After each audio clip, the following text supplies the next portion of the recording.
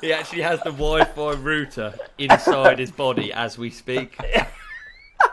Look how crystal clear it is. The logos, everything. Everything. Oh, dude. All right, guys, I think we're on. Hey, what's up, guys? Hey, man. It's episode 13. We've got Blake Samson as a guest. Thank you for joining us. Thank you very much for having me. Take 18. Well, that's not it, is it? We're trying. We're We trying. are. This is take 18. Who knows if the internet will work? We've recently had John O'Jones, who was a nightmare, and you as guests. Which I'm not the nightmare. It's Both. the Wi-Fi's the nightmare. No, you're both excellent guests, the best. But you both have bad internet, it turns out. Yeah.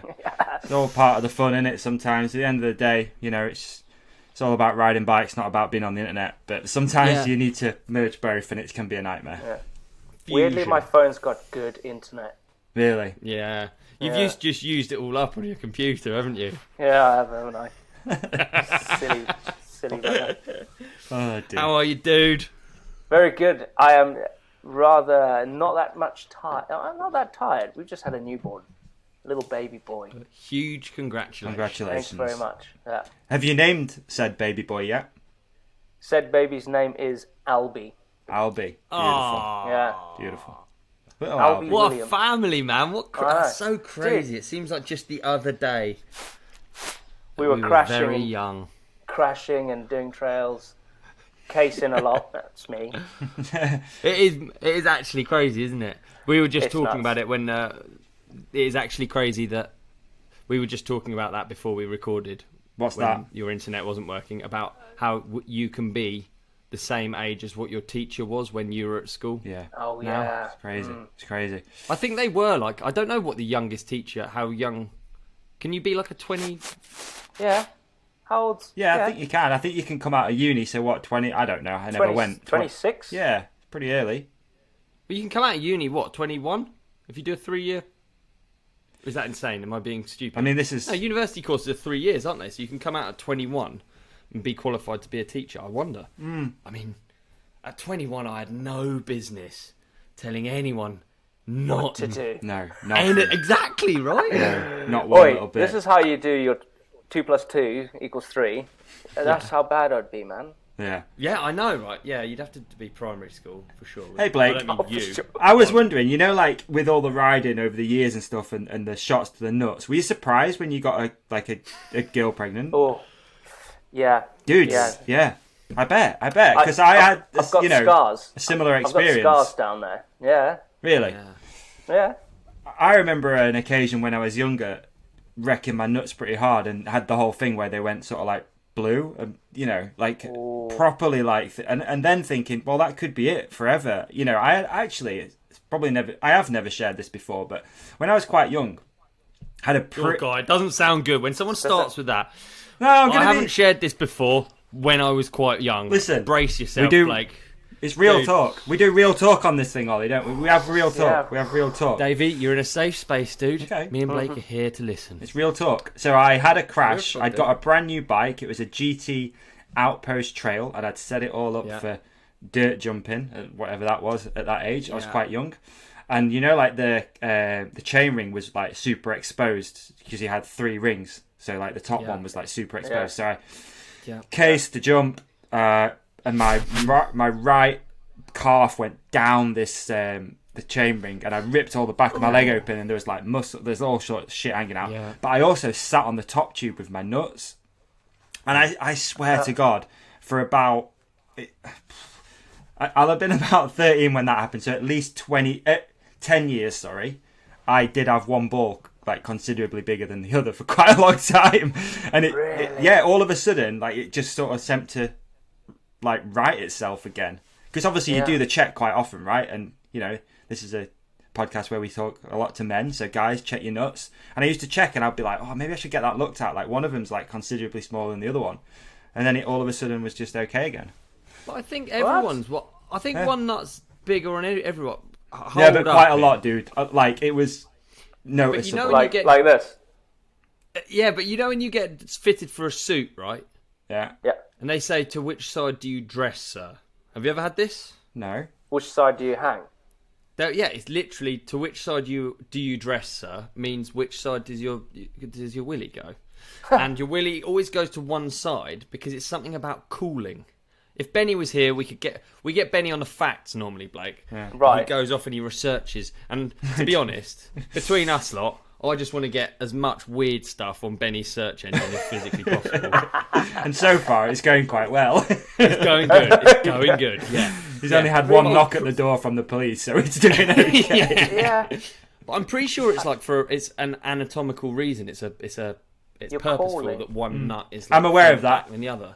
I am aware of that, and definitely when I saw that, I remember again being quite young and learning that and thinking maybe that's it. But honestly, it was considerably different. It wasn't like a little bit. Whereas now, it probably is like a little bit, but maybe it was puberty. I don't know, but it definitely was a correlation between wrecking my nuts on the top You're tube looking at.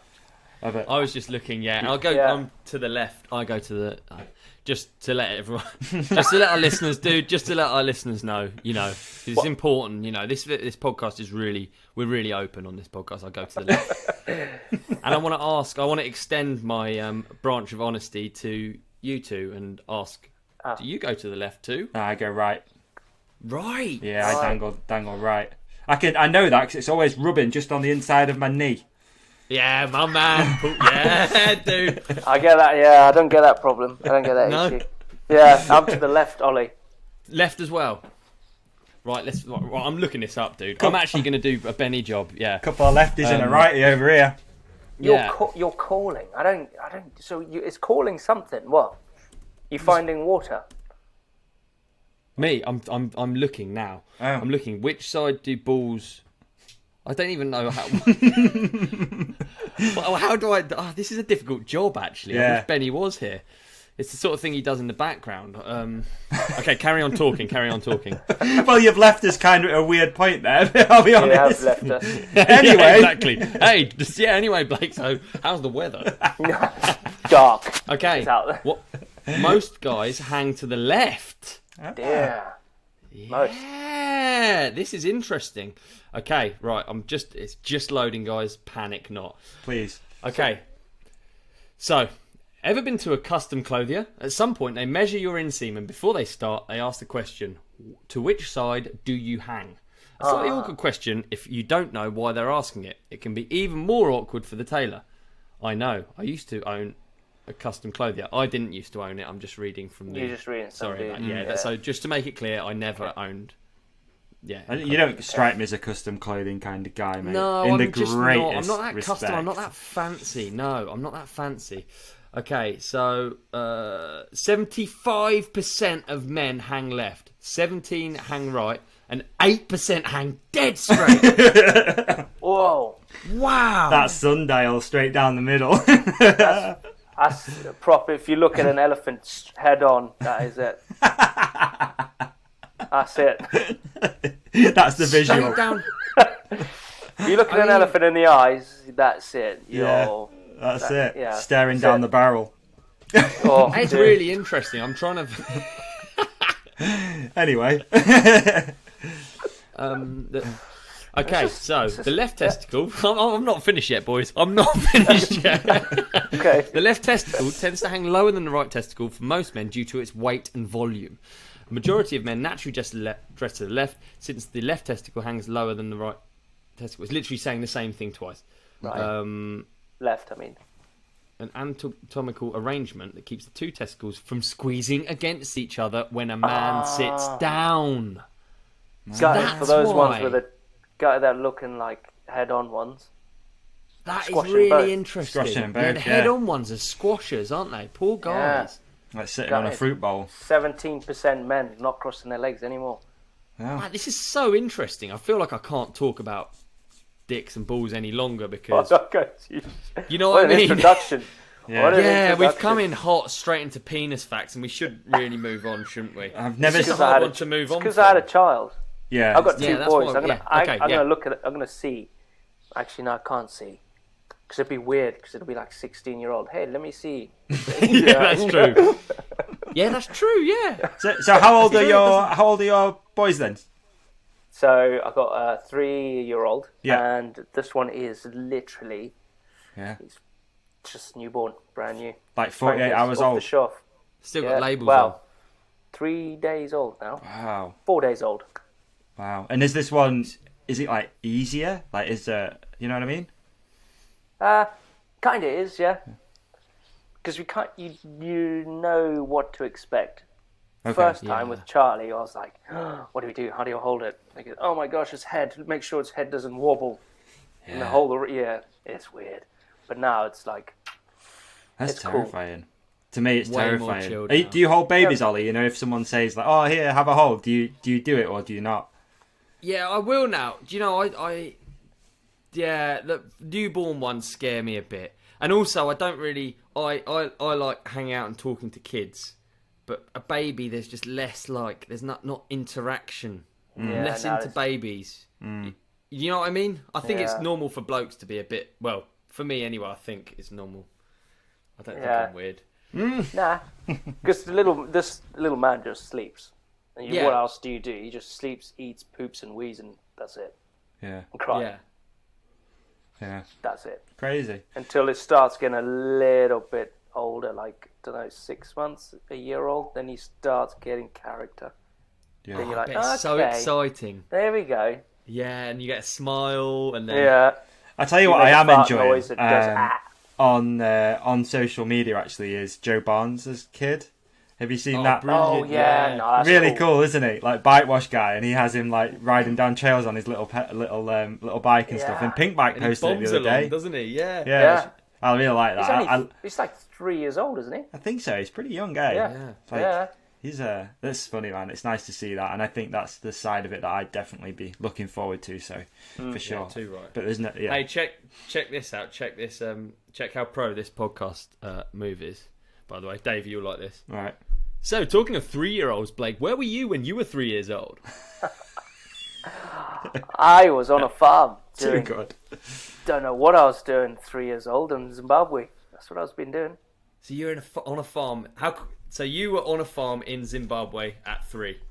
Born and bred on a farm Okay. in Zimbabwe. Whereabouts? It was Mashonaland, so like down. If you're looking at the continent of Africa, little Zimbabwe, we were down in the east. Okay. So a place called Mutare, or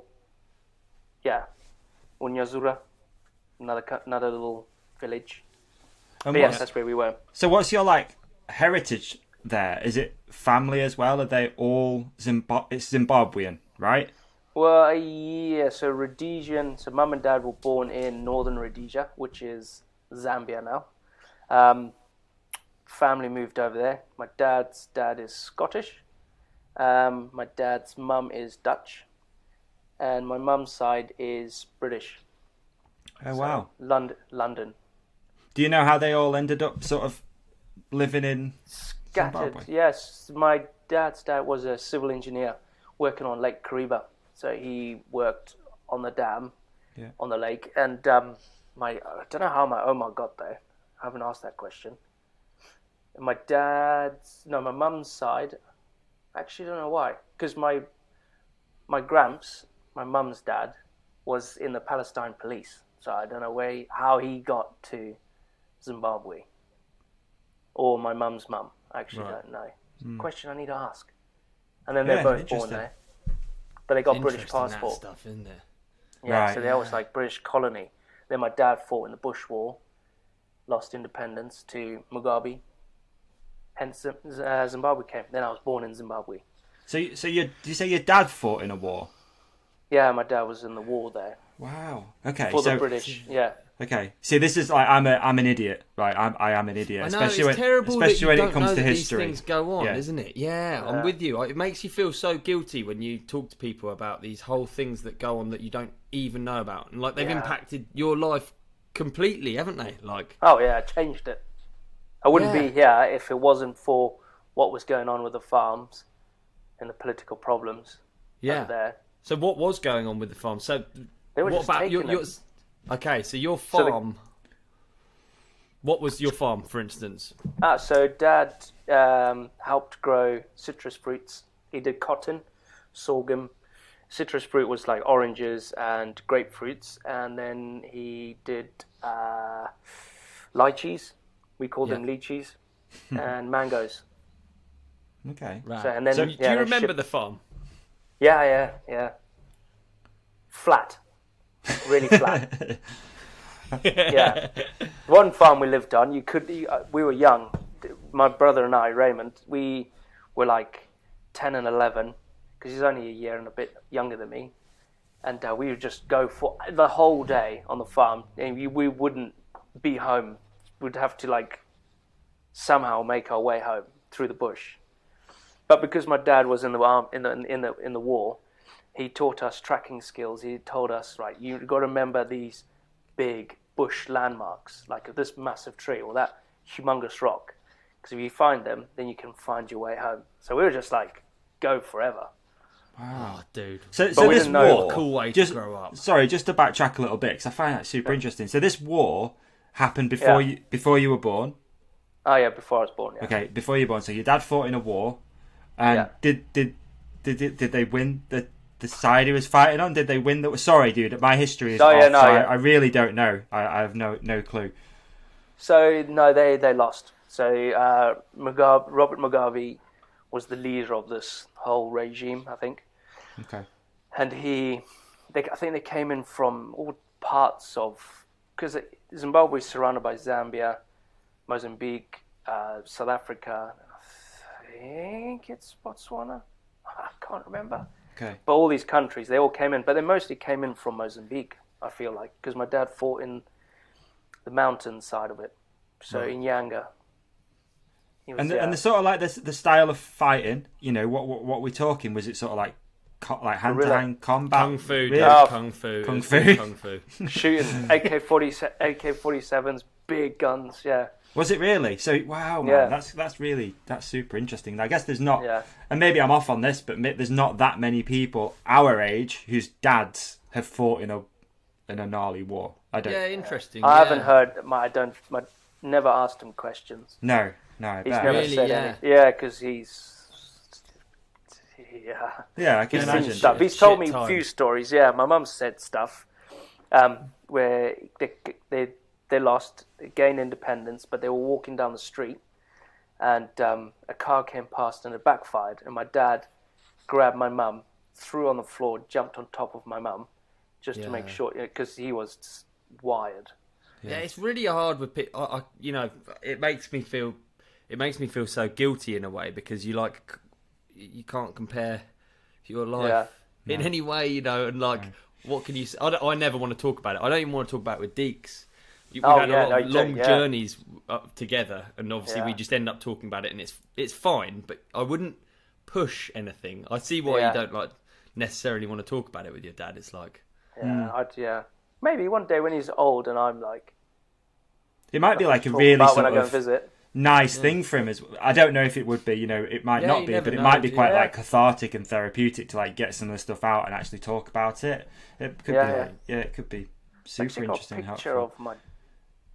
It's something that, again, like I've never really personally been connected to anything like that, but hearing stories and listening to certain podcasts, I listen to like a lot of Jocko Willink and stuff, and it always makes you super emotional just hearing about, like you said, Ollie, like we're so privileged to just be doing this really as well, like so privileged that people fiddling around gone through absolute hell and back, and especially at the moment with society, I don't know, I feel like we just crumble instantly, like the real men, smallest things happen. Yeah, exactly. That's interesting, man. But we're going through our own issues, aren't we? So it's it's different. For sure. I talked about that with a friend the other day. It was like it feels like regardless of what position you're in, you always have your worries, and it kind of doesn't matter whether you're Justin Bieber or whether you're living on the street. Like you're always going to have your worries. And I know obviously that sounds fucking ridiculous. Justin Bieber is a megastar, but what I mean is, in that moment, I'm not comparing the two, but in that moment, you and yourself are worried almost the same amount. Yeah. As stupid as that sounds. Yeah. I don't think I'm making much sense, but no, it makes sense. You'll still definitely have that same feeling of worry if you were this or that. It'll be the same. It's just different worries to worry about. Yeah, totally. Yeah, exactly that. Yeah. So how did your dad become a farmer then? Like, how did that happen? Did he inherit or buy a farm? Like, how did that work out? No, so he helped manage major farms in Zimbabwe, and he trained to be a mechanic. He's a qualified diesel, petrol mechanic, agricultural mechanic out there. So he just took that skill and started farming, and he was quite a successful farmer. He was really good, and he just kicked off from there. So the whole farming life, from when I was born, seeing my mum when I was born, and then brother and sister. Okay. We just carried on until we got kicked off. Yeah. Obviously, to I a think point it's where it was important to dangerous. talk about that for sure. But how was the farm going? Like, who do you sell to? Were you off doing like local food markets? Like, how did that work? Do you have like big industrial contracts? What, how big was the business? And like, obviously your lifestyle as well was obviously connected to that. So I watched your Gmbn video. We'll put a link above. Oh yeah. Meet the presenter today, and it looked like you were living a nice lifestyle at that point, right? With dirt bikes and toys and Yeah, no, it was good. So my dad, we sold to the country locally, but the major contracts we had from when he was doing oranges, mangoes, and grapefruits and that, it was to a company called M&S, and I didn't know what this was, Marks and Spencer's. Wow. So that's a big. If you're from another country, it's like a big food market over here in the UK. It's quite expensive if you were to shop there. Well, no, it's quite premium. So quite literally, it would have been exported to M&S in England. Yeah. So That's so mad because it's when my dad came over, sticker, but yeah, that's it. That sticker. My dad came over. He was doing his research because it was getting really bad in Zimbabwe on the farms, and next door farms land was being taken from knife point, gun point. If you didn't get off, people lose their lives. It was that bad. To the point where my dad and mum came over for a wedding to the Isle of Wight, and did some research, kind of secured a job because we're quite religious, so through the church, and then came back. But before he came back, he took a picture because he went to Marks and Spencer's because he knew he sold to them, and there was his orange with a sticker on it. No way! Wow. Yeah. Dude. Yeah, it sounds so stupid to not think about where stuff comes from, even when it says it on the sticker. But you just don't quite. It's almost like I've got a part of me that like picks up the avocado and it says it's from, I don't know, Colombia, and I'm like, Chile. Is yeah. it? I don't know. I'm like, Yeah. Nah, it's not. It's Guildford, man. That's really interesting. Yeah. Wow. But you would think like, oh yeah, you're selling to this major company, you would have loads of money, but we left with nothing. Really, Literally a suitcase. Can you talk through that, dude, if you can? Like, how did that actually? I know it's if you don't have to, if you don't want to, but how did how did it actually play out? Like, and how come people's land was being taken from them? Why is that? So through my eyes, the way it got taken was mum and dad came to England, took a picture of that orange. We went back. They went back. I was on holiday in Durban, South Africa, with my best friend from school. My brother was with his best friend somewhere in the UK, in Zimbabwe. My sister was with friends. We all got back together. Mum and dad said, we're leaving next week, or I think it was like 3 weeks' time. We're going to move to England and we're going to live there. So to that point, I was like super stoked. I really wanted. Oh, were you? Yeah. Yeah, dude. England was an absolute dream. I never knew I'd ever come here. Even at that young age, I was like, man, I just want to move. I just want to go to England. I want to feel that cold. I want to feel mud, whatever. But I fell in love with England, and I was like, I need to go there. One day I'll be there. But then when mum and dad came back, it was like, how interesting, dude. I used to watch Darling Buds of May on repeat. No way. No lie. I absolutely love Parlarkin and them lot. It's amazing. Oh, that's You know what, though? Interesting you say that, because isn't it fascinating that when you are young, how much TV shows like impact what you want in your life? Yeah. Same thing, you know. Yeah. You used to watch certain shows on TV. Friends, for me, I used to love Friends, and I'd be like, I just want to go to New York. I want to live in New York. At that point, I was a little bit older, but you know, it is. I'm sort of thinking of other examples. There's probably tons of them. I grew up on, I grew up on all American stuff, like Sesame Street, for instance. That's really young, and you're just like, I don't know, it's just a different accent, but you just feel like comfortable with that accent at that point. You don't really know, and then as you go up through the TV programs, then you end up, I don't know, whatever, Sister, Fresh Prince of Bel-Air or whatever. Yeah, Fresh Prince for sure. Yeah, they really impact you, don't they, when you're younger? Yeah, they do, don't they? Yeah. Darling Buds of May. But going back to your question of like how the farm's been taken and stuff, like I was a young age at that point, and kind of through the years of realizing what actually happened. It was just, they didn't like the white farmer. We stole their land. They wanted the land back. It's theirs. We're not buying it. We're taking it because it's ours. So the farm, they just came on and took it. And this was happening across Zimbabwe at the time. Yeah, national. Yeah, it was. War veterans were coming to take their land back, but some of the war veterans were like 21, so there wasn't a war. So wow. So they just like infiltrated these people, or sort of yeah. I don't know. And some were taken on like at some force.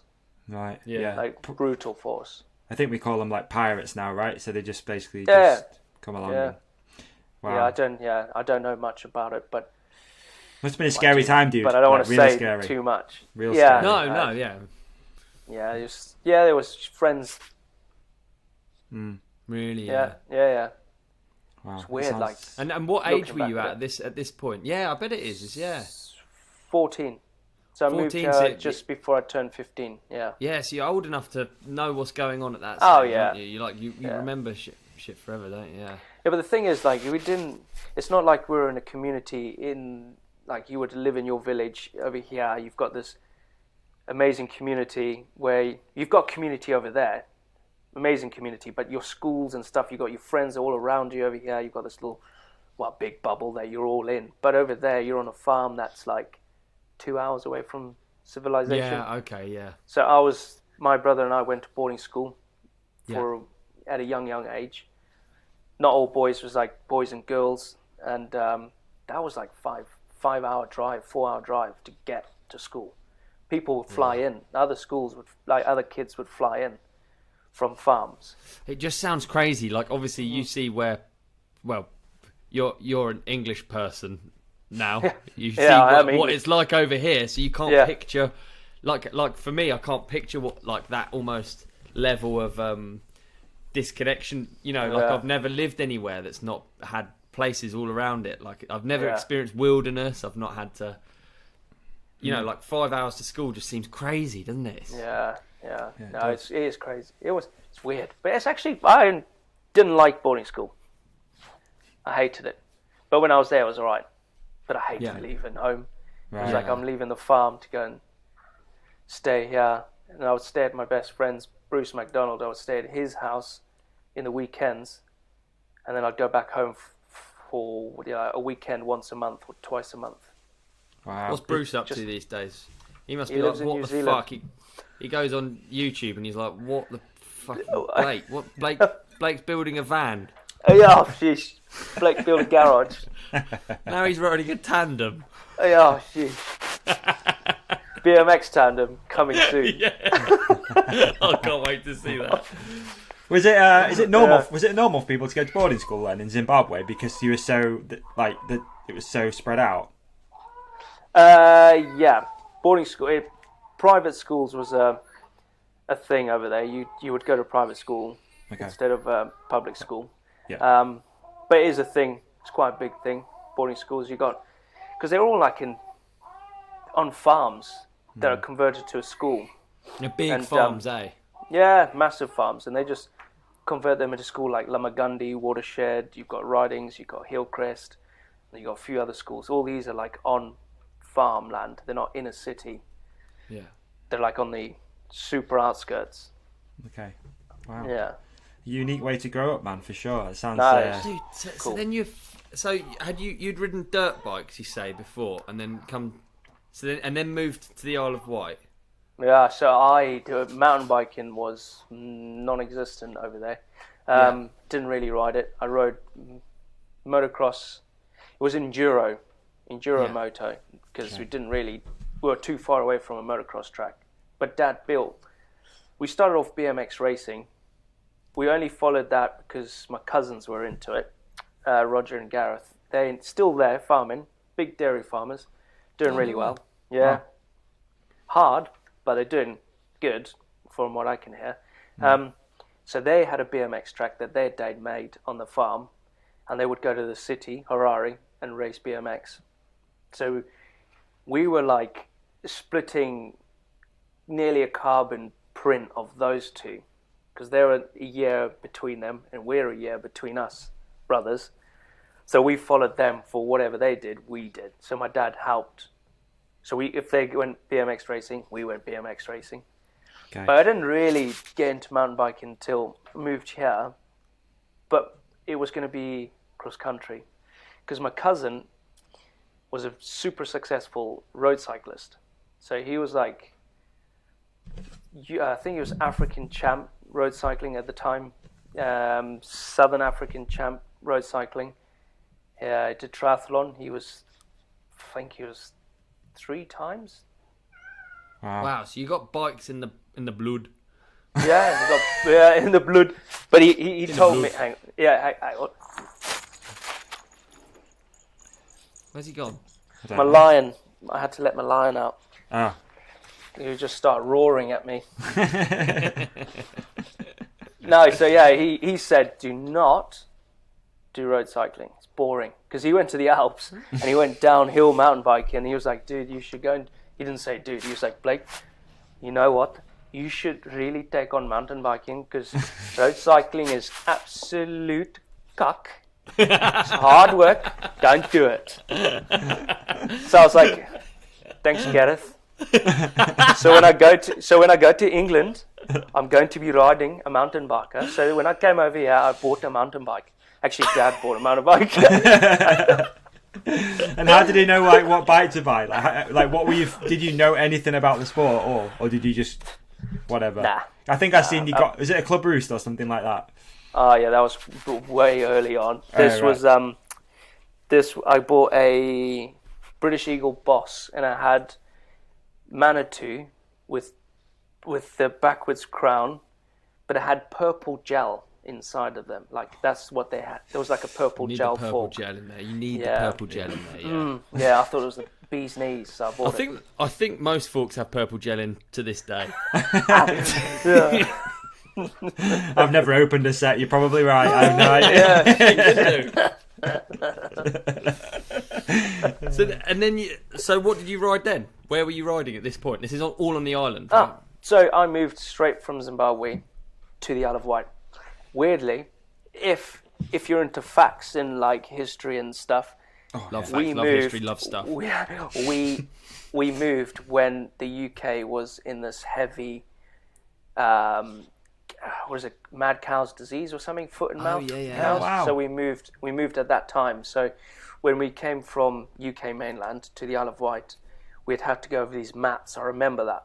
You'd have to go over these mats with like stuff to kill things off cars, so they wouldn't go over on the Isle of Wight. Was it bad in the Isle of Wight? Because there's a lot of farming on the island, obviously, isn't there? I don't remember what happened with I have no idea. No, dude, I was in England. I was like, yeah, it's freezing cold. What was the program you watched again? You thought you were literally in an episode of that. Darling Buds of May. Darling Buds of May. I want to watch that. I can't remember it off the top of my head. I can't remember what it looks like. I'm gonna watch the old one. They've brought out a new one. I haven't actually watched it. I think the old one's better. It's like an old one, but anything's better. I think you're right. I'm trying to remember what programs I watched like that. I remember that time though. That mad cow disease stuff was wild because it was obviously all agricultural stuff was sort of shut down in a weird kind of way. Yeah. You go to a motocross track. I remember that you'd have to drive over those grids. You'd have to get the van sort of sprayed down, the tyres sprayed down on your dirt bike. Like it was a strange time for sure. I remember it was very sad. You'd go along the motorway and you'd look, and there would literally be piles. It wasn't like I remember driving on the or it just looked like a fire, but they would burn. Oh wow! Burn in hundreds, because we used to. Wow. Yeah, we would drive to Cornwall as kids on Yeah. holiday, and I remember seeing them, and it's just Crazy. You didn't obviously see like I'm imagining now, like legs sticking up and fire coming out. But it's weird how memories change, don't they? Like you just I that's not what I saw. I just saw fire, and I remember asking my dad, and he told me. Yeah. I don't really get why memories change. I got stories about cows on the farm in Zimbabwe. Did you have dairy as well, or was your dad a vegan farmer? Beef. No, it was back then, dude. It's Zimbabwe, it's Africa. What's vegan over there? I don't know. I just think I'm pretty sure you only listed fruit and veg. No. So we had beef cattle. Yeah. Okay. All right. That would go to the local abattoir or feed the farm, the workers or us or. Okay. Yeah. It's got to be done, I guess. Yeah. I don't know. Yeah. I love going to Hodgie's farm. So on the island. Yeah. I loved going there. I got a full tour the other day. It was wicked. Obviously, Good, isn't you've it? grown up riding there and stuff, but man, it's so cool because they use every inch of that space for everything possible, and they have to, in order to grow crops, you have to have nitrates in the soil, which require cows to shit on. So you don't just. It's not just like. I don't know. They've been doing it a while, The farmers have got it down. Yeah. You can't just like plant a load of soy and then be like, you have to think things through. But how much stuff is going on that farm is insane. I can't. Andrew's the farmer. Andrew, Hodgie's dad. He's switched on. He knows what he's doing. Yeah, but I can't imagine juggling that many plates. Just like if you just gave me the pheasant business alone. Oh yeah, I'm pretty sure I could fuck that up. I'm pretty sure I could mess it up in a season, Yeah. Hey Blake, just like one thing. Yeah. Sorry to interrupt you there, Ollie. So no, I'm interested though. You came to the UK. You came to the Isle of Wight. You said initially that you left with barely anything, a suitcase. Literally a suitcase. So what did that look like? Where did you live? How did your parents get you back on your feet? Yeah.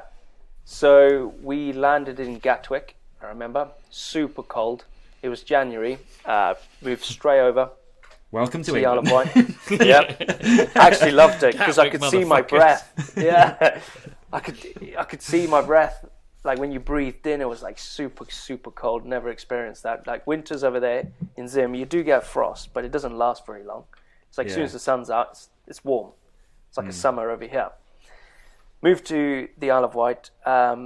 So we didn't have a house when we moved, but my auntie and uncle lived on the Isle of Wight.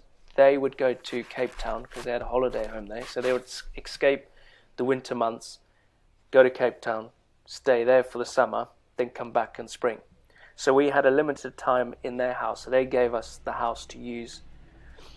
I think it was rent-free. I'm not too sure.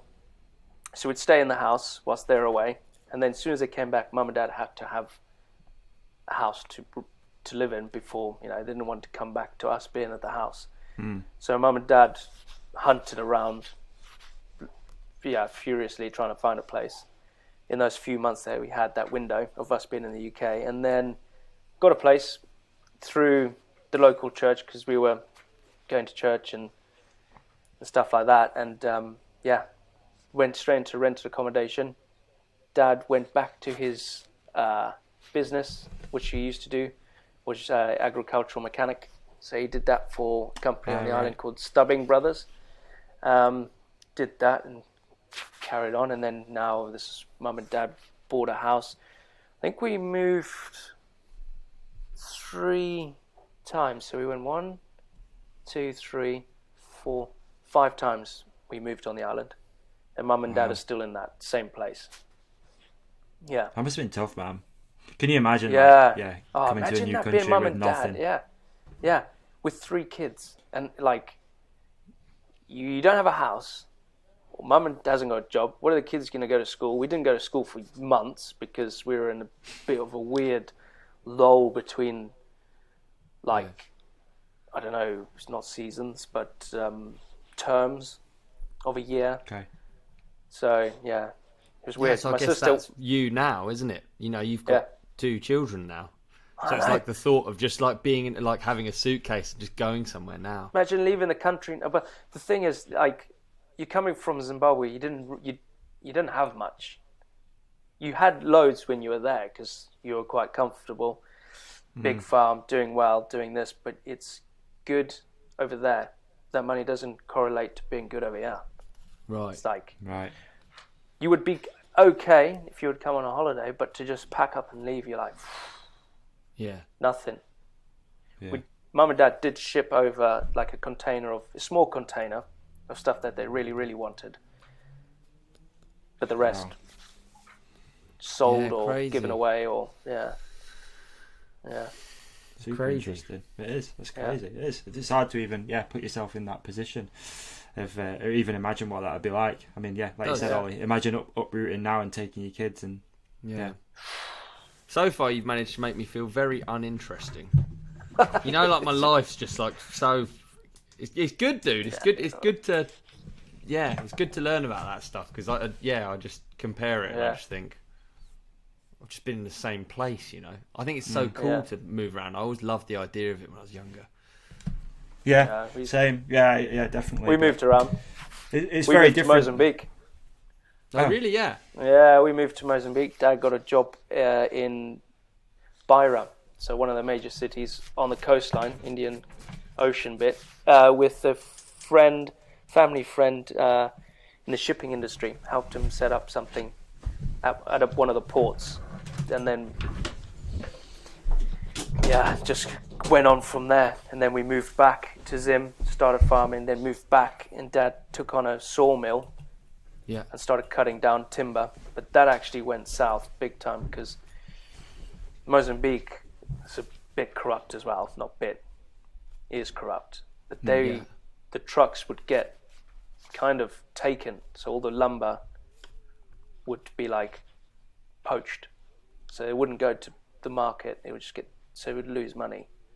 Oof. So Dad was cutting with 2 others, my uncle, and another chap.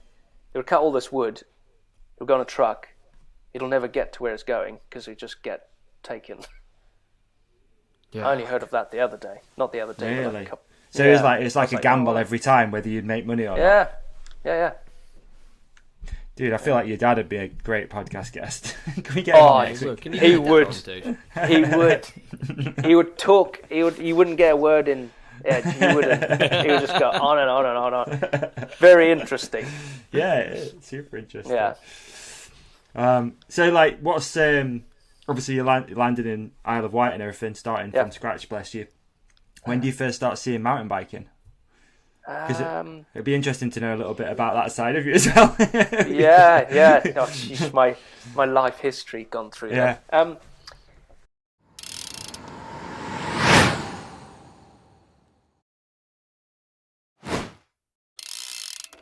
Oh, dude, Davey, I've got a question for you, man. Come at me, man. Any questions, you know I can answer them. I'm an oracle. You are an oracle of knowledge. You are quite right. Okay, I've got 13 hours coming up on a plane. I've got nothing to do. I'm turning up. My legs are falling asleep. I just wish I had something productive I could do with my downtime. Mate, fair point. All right. We all have a lot of downtime, whether it's on flights, sat on the sofa watching TV, whatever it could be, man. So, have you heard of Compex? No, I haven't, but I have a feeling you're about to tell me more. I'm about to give you a little history lesson as well, mate. Real quick one. So, in 1988, the first computerized muscle pocket exerciser, or Compex, was born. Since then, Compex has been providing clinically proven and market-leading muscle stimulators to athletes and sports enthusiasts all over the globe. Now, I fit in that bracket, athlete and sports enthusiast. Emphasis on the athlete. Emphasis. So, heavy emphasis. Okay, carry on, please. Since then, Compex has become the world leader in portable muscle stimulators, which help improve performance and recovery in sports. Compex's flagship muscle stimulation technology is an essential to healthcare professionals and the most demanding athletes. Again, demanding athlete. Yeah. Me. Listen, dude, it's all very well saying all of that. It sounds great. A great way to spend time, rehab, recovery, all of that.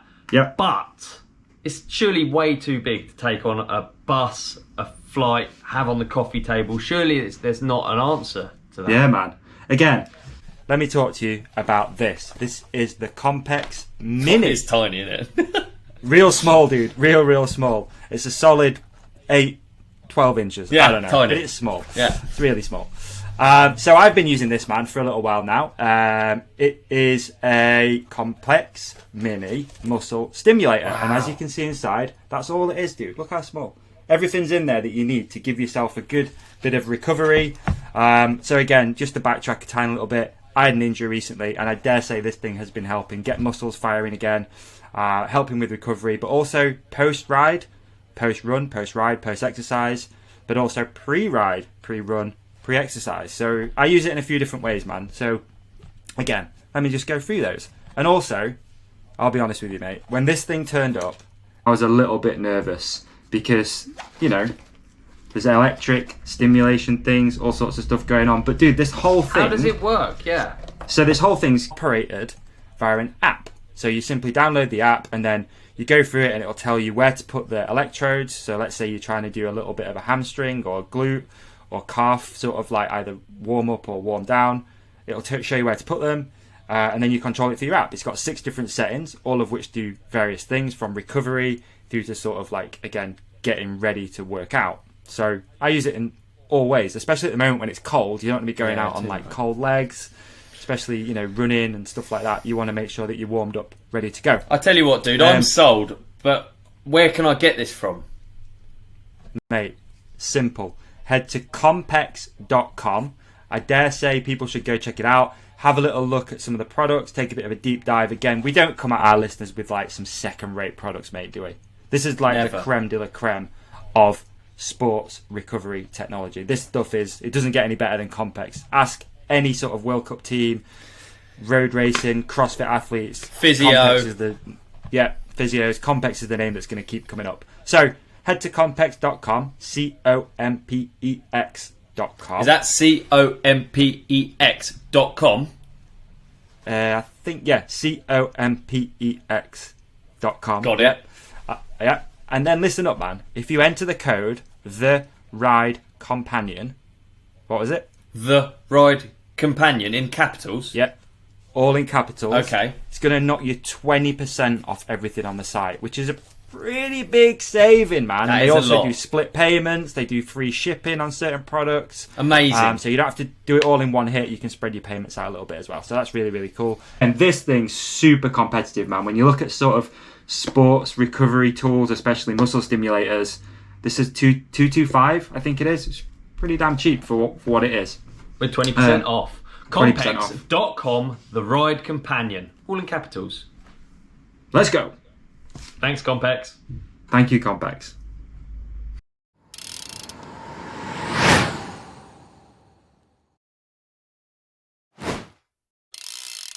So it started off with my cousin's words saying, go mountain biking, do cross country is better than road cycling. So I just thought I'd take that on board. Bought a cross country bike. There was a race on the island. Well, it's not really a race. It's like a point to point. You have to find a place, you click a board. I remember these funny clippers that different punches. It was the 7 Hills Killer, it was called. So I was doing those. I thought that was a good race on the island because I couldn't travel at the time because Mum and Dad are busy doing stuff, trying to situate life, like make life happen over there. So I was doing that, but then I bought magazines, and then I started seeing jumping, like Olly, he was there. Chopper, Grant Fielder, he was there. Sure. He was probably my biggest inspiration to do jumping. He then was I was the jumping king, cross wasn't he, country. back then? Yeah, He was the king. he was. Like the Kona Clump teams and Yeah. stuff like that. Yeah. And then I bought magazines from Halfords. No, tapes, VHS from Halfords. The chili video stand. Yeah, Double Down, Triple Down, with Rome, all those kind of weird and wonderful things. Like there's one like Monkey Style. There's like a street one. Okay.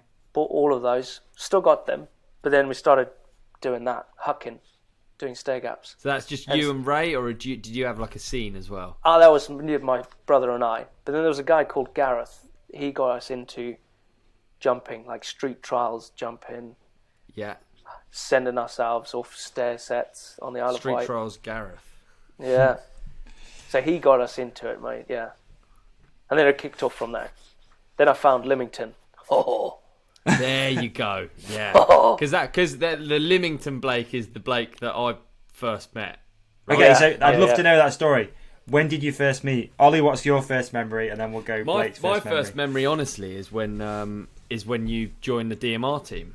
Yeah, I remember that. Before then, I don't remember. I'm sure I did meet you, but just at like dirt jump contests, you don't really know. You just meet loads of people, don't you? But the first time I really remember you and Ray was when you joined the DMR team. Yeah, it was Ian Harris was the team manager. He was, yeah, he was. Actually, Ian Harris. Who was the other chap before that? Tom Lang. Yeah. Was that the team manager? I think it was when I was trying, and then it was Ian Harris. And then I don't know why I remember it as Ian Harris, but because I remember Ian saying, like introducing you boys. It's also weird, isn't it? Because you can't even. Back then, it was all just like we would have had a meeting, and then he would have said, or he would have phoned us up and been like, "Dude, we've just got these guys from the Isle of Wight. They're sick. We're hooking them up this year, so they're joining the team." Yeah. Like, how weird is that? Like, weird. It wasn't like I couldn't look you up, or there wasn't Instagram. You could just quickly look someone up. No, there wasn't. Was it? MySpace, it was. Yeah, so then you have to wait until the next contest, and then these two dudes turn up on DMR stuff, and they're on the team with you, and then and that's how it's more like real life, to be honest, than it is today, where you look people up. It was. I felt very alien. I was like, oh, dude, I'm a hooker. These guys are like trail dudes. It was like really, two scenes in my head. Right. You got the UK trail scene, like Steez, Whips, and Rigid. Ollie was Rigid. Yeah, I was Rigid. And then I was 24. I was me just going nuts. Hyperactive kid on a dirt jump bike. So you were already on DMR at that point then, Ollie? You were already... Yeah. So did you get on DMR like early? Like, were you like one of the earliest guys or something? DMR started in '95, and I'm too rubbish at this, but I was on it from when I was 17. So I don't know what that really means. I don't know how old I was when it was started. Kind of is what I mean. Yeah. Oh no, I would have been 11. Right. I would have been 9. Oh, I don't know. It's tough. Dude. Sorry, it's tough. Really not my strong point. So you're already on there and established, and like, so were you helping run the team, or were you just no, not just at a all. rider? I was just a rat. Honestly, just I a was Steez box. Yeah, I was just a complete. Because I think even then I was like, probably even by the time you turned up, I was probably like, oh, thank goodness we get people that can like win contests, because I was like out of there pretty early on from contests and stuff. Like I did like 2 years of contests, and then I was like, fucking trying to not do them, trying to do articles and shit, like trying to do anything but compete. Yeah. Chicken shit. Whereas Blake came storming in every contest. It was Reynolds and I signed at the same time on DMR Yeah, bikes. there you go. Yeah. At in Birmingham NEC, it was the last cycle show I think that I remember. At the NEC, is that where we had the primary colour bikes? I had a green one. Is that right? I think so. There was like the four-cross was a weird flat track with like a cheese wedge jump. I remember, and it was a flat turn, and then the jumps was big rolling, big jump, and then a quarter. Wasn't the one where Glencoe hit the roof? Was it in the cowshed? Oh no, that was way before. This is the one where Chopper's brother, Ollie Fielder, crashed big time, like KO'd himself. Oh, yeah, that's the only one I remember. Crazy. I got loads of video of it. Yeah, because back then for us that was like the biggest event. I think, like, I don't know if you agree. When we were younger, it didn't really feel like you could go abroad, and biking was like not really.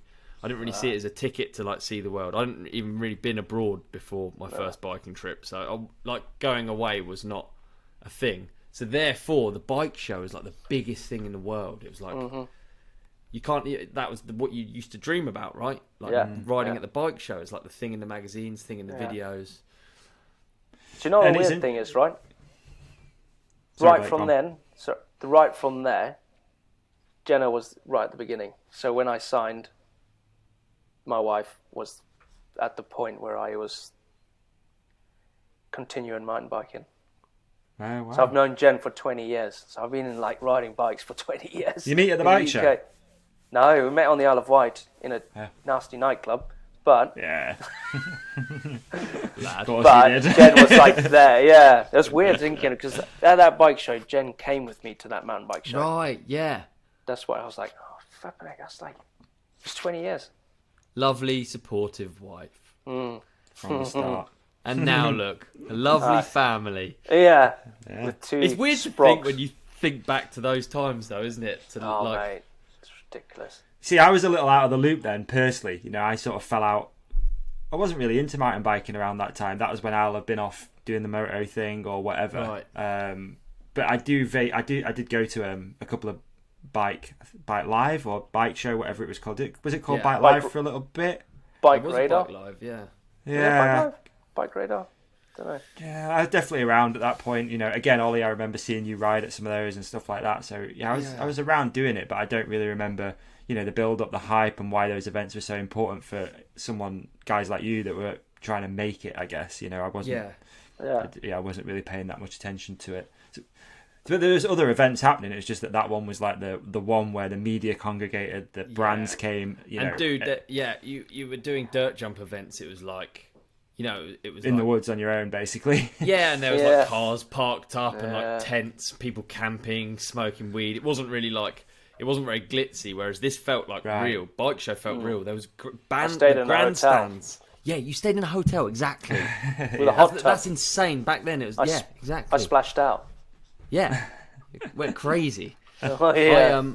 I just remember the grandstands just being in front of a crowd, like, and it's a crowd of like not like at 17, if you had to sign an autograph, you're what is going on? Can you imagine signing an autograph at 17? That's what I was like, fuck, this is so weird. Yeah.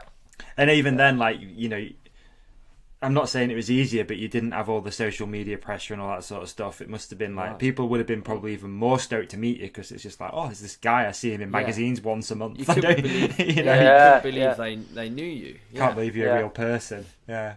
Yeah. But then I feel like you've got a different level of understanding of that nowadays, Blake. Oh, pretty good, actually. Yeah. Dude, Dave, I love have you it. ever been to a bike park with Blake? No. Or anywhere with Blake? Is it tough? It's tough. It's tough. It's like being with a regular Justin Bieber these days. Wow. No, dude. Stop. It is, man. It is. It's like something about YouTube is like really gets like makes people fanatic. I think it's something about like watching it on TV. You feel so much more connected to people, isn't it? I think as well. Like you feel so. Yeah, it is that. It is that because you're a personable character and you're like great fun and people know who you are. And I feel like as well, if you come across approachable and stuff like that, or audio, podcast, whatever, people feel like they know you, and you are way more approachable, you know.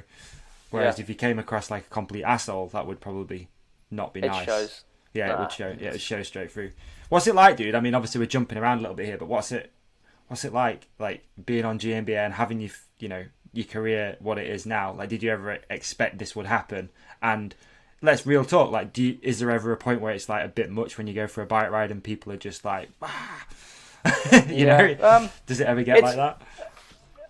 No, I think the only place it does is when you are trying to do what you do. You're I'm trying to make a video, and the worst is like when you go to Crankworks or something, and then you're like, oh, I don't mind it. I love it, but when you're trying to do something, you're like, then it gets a bit much. You're like, oh man.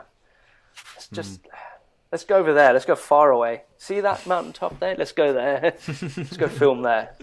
But actually, we're here at Crankworks Whistler. It's in the background. Yeah. It's 10 miles away. It's over there. I mean, it's bizarre when you look at the numbers. When you combine the numbers of all the videos that you've like made, been involved with coming up with the ideas for, presented, ridden in.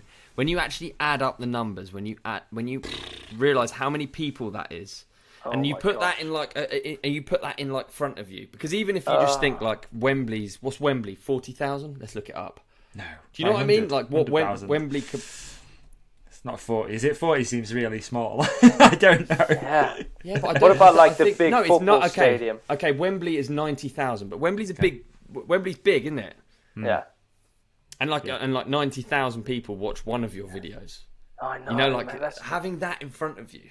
Yeah. Imagine filming a video in that stadium with all like without knowing they're there, and you've got a trail in the stadium, and you're doing a video, filming a video, but they're watching live. It'd be like Fort William, wouldn't it? I don't know what Fort William capacity is. It feels mental, Fort William, but it's not 90,000, that's for sure. Yeah. I don't reckon, anyway. I don't reckon. No, it's good being on Gmbn. Yeah, too right. But there's some days you're like, what the hell, man? What am I doing here? Yeah. Like, I can imagine, because you've come from like... Okay, so you essentially, before Gmbn, you did... Let's go back. So you did the competition scene. Jump all over a little bit. It's bad. It's ADHD. I'm sorry. It's my fault half the time. I appreciate that. My apologies. It's nice. Real talk. We're in the pub. We've got kombucha. Okay. Living the dream. So Blake's now on the contest circuit, and he's now travelling, right? Yeah. Let's go to there. Is that fair? Yeah, let's go there. First major contest abroad was Nissan Qashqai. It was Sam Reynolds, myself. We flew out. His dad took us there. I think not to the contest, but he took us to the airport. I remember it. I think it was Stansted Airport. Shout out to Ian Reynolds. Away. Yeah, Ian Reynolds. Shout out to Ian Reynolds taking us to Stansted. Thank you, Ian. I remember going there. I think it was in his Civic. He's still got it now. I think it's gone around the clock twice. Shout out to Honda Civic. Yeah. Not a sponsor of this episode. No. We went to Madrid. Was it Madrid? Yeah, Madrid. And we did a contest outside the football stadium. Nissan Qashqai, and then kicked off from there. Didn't do very well. Reynolds did good. Okay. But I think the major thing that stays in my mind there is meeting Andrea Lacondecchi for the first time. I was like, oh, this guy, dude. Just watched all the videos. Back then. Yeah. And then from there kicked off. I went to Portugal, did the King of Dirt over there at their bike show. I think I won that 3 times. Okay. And then I cleaned up out there. Next, what comes next? Yeah. UK, carried on riding in the UK, King of Dirt. I think I've got 10. No, top. I think I was second, down behind Reynolds, and then moved on to Vienna Air King. I got best 5th there, and moved on everywhere. Then it just was like a domino effect. So I was like, oh, we can travel. Yeah. I can. So bikes how will many take years me over of there that now. was it? So it was years and years of just doing like the circuit. It was just like contest to contest, and then then that's when FMB came in. So if I was in the garage, I would show you. I've still got my FMB Pro license thing. Rad. Cool. So when they came in, it was like the regime. No one liked it. Like, they're taking over, they're making it, but actually made it really better. It made it way better. Yeah, it actually has, hasn't it? FMB. It has, yeah. Shout out to FMB. Yeah, just made it more legit, I think. I think the prize money got a bit better. A lot better. Did it? Yeah, I think so. When did it actually become a job, Blake? Like, when was that tipping point to it being something you're pursuing to something that you're actually in? It's when I signed for... What's that? Hard to define. Define job. I can't flipping work. Work's a 4-letter word, dude. It's bad. It actually hasn't. Some days it does. Do you know what made it feel like a job? It's when I was doing the animal bike tours. Right. Okay. So that's when I was like, I'm here. I need to do a job. I need to do these shows. Let these beautiful people like mountain biking. What we do, cool. Do it.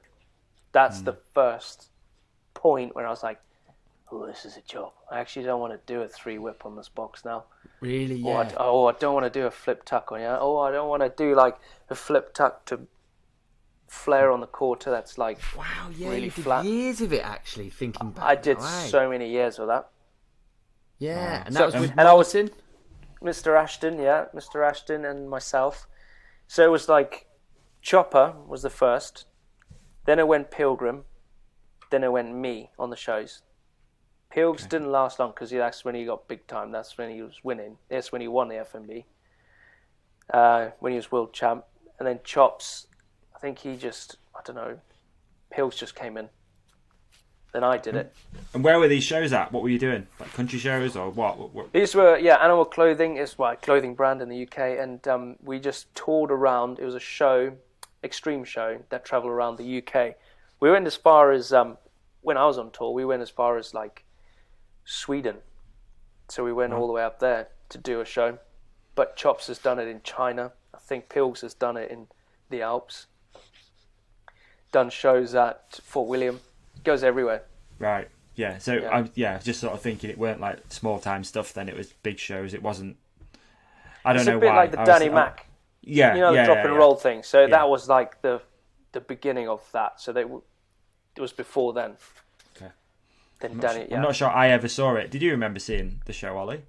You Yeah, were seeing it around? absolutely. Yeah, absolutely. Yeah, it was cool because it was like all of a sudden, I don't know.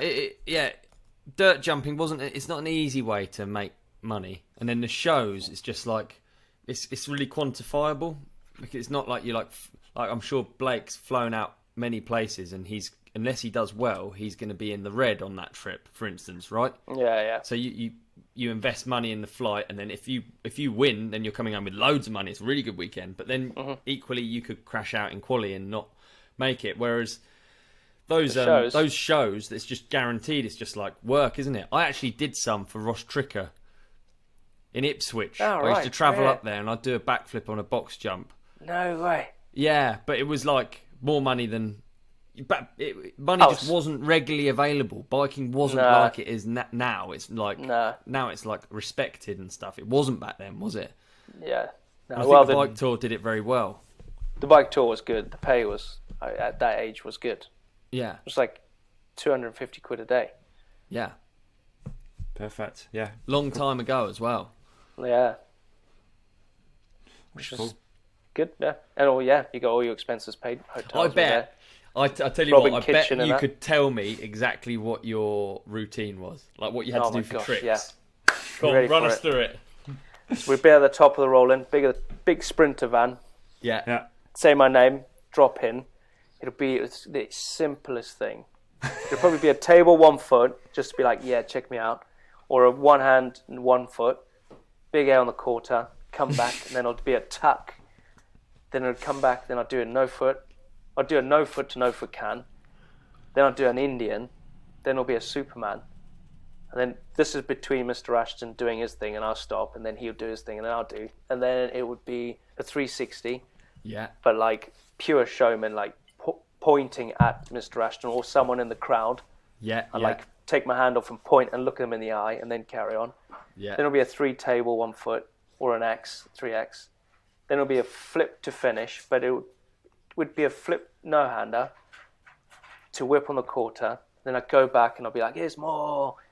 Then I do a flip whip if I'm good, like on a good day, or it'll be a 3 whip to a flare. Then then it'll be finished. I knew you'd know the exact, because how many times have you had to do that? Yeah, that's So many. That was good. like Samson. Yeah, Dropping in. yeah, perfect. So it's just you It and was- Martin on most of those. So it's like a trials thing going on, and then you're doing the dirt Yeah. jumping stuff. And right, nice. And we'd always try and Nice. one up each other, but the routine is the same. But it's like we're always trying to one up to the crowd. Yeah. Yeah, yeah. Or we're fighting or cool. like going, nah, this is better. Watch this. So how Yeah, come it how was come work- that ended? Apart from the Ashton. obvious, yeah. Apart from Yeah. the obvious, I guess that is. Yeah, I think that's it why. just it carried on from that. It wasn't him, but it carried on. I broke my leg on the show after Martin. Not Oh, the right. same day, but like a few months or a month down the line, I severely broke my leg. I did a Oppo 3 down whip. So like 3 down whips, but it was an Oppo 3 down whip. And snapped my leg, but yeah. And then I think from there I was like, nah, I don't want to do it again. It's mad, isn't it? It's the same box jump, the same thing over and over again. Dude, It's almost like that's when it goes horribly wrong. Yeah, because It's like the easiest tricks. Yeah, because I did 9 nights with you, and and do you remember doing this was like probably not for you, but this was one of the bigger flips I'd done in my life.